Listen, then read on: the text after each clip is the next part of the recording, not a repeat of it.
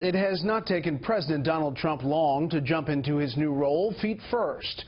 On this first Monday of his first week in office, the president set about to fulfill some campaign promises that got him elected. Today's topics: business, trade, and the economy. And after a fiery weekend interacting with the media, his press secretary confronted a briefing room full of reporters head-on. Chief White House correspondent John Roberts starts us off tonight from the White House. Good evening, John. Brett, good evening to you. President Trump had promised to hit the ground running, and agree with what he did today or not, he certainly made good on that pledge. With a stroke of his executive pen, President Donald Trump fulfilled a central campaign promise and killed one of President Obama's signature trade deals, the Trans-Pacific Partnership. Great thing for the American worker, what we just did. The action drew a sharp response from Republican Senator John McCain, who tweeted, quote, "POTUS withdrawing from TPP is a serious mistake for America's economy and strategic position in the Asia-Pacific."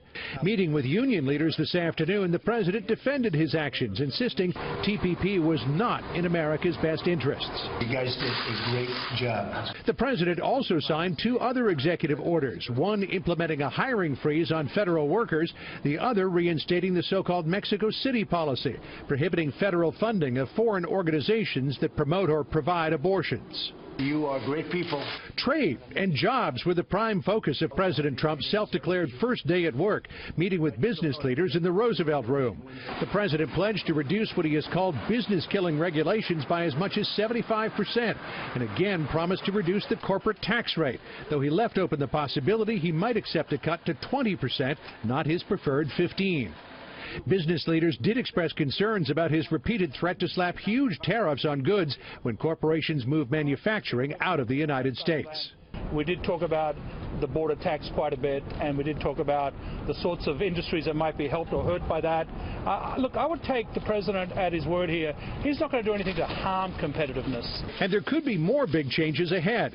In his first official White House briefing, Press Secretary Sean Spicer indicated an executive order beginning the process to renegotiate NAFTA may be just ahead, and didn't say no when asked if the president planned to greenlight two pipeline deals mothballed by the Obama administration. I'm not going to get in front of the president's executive actions, but I will tell you that areas like Dakota and the Keystone Pipeline, areas that we can increase jobs, increase economic growth, and tap into America's energy supply more, that's something that he has been very clear about. And Spicer defended the White House's weekend attack on the media, arguing it was about more than whether the MLK bust had been removed from the Oval Office and reports about the crowd sizes for President Trump's inauguration. He's fighting for jobs, he's fighting to make this country safer, but when you're constantly getting told that can't be true, we doubt that you can do this, this won't happen, and that's the narrative when you turn on television every single day, it's a little frustrating. Spicer's change in tone from his scorching of the press on Saturday may seem to indicate that the White House is eager to move past its war with the media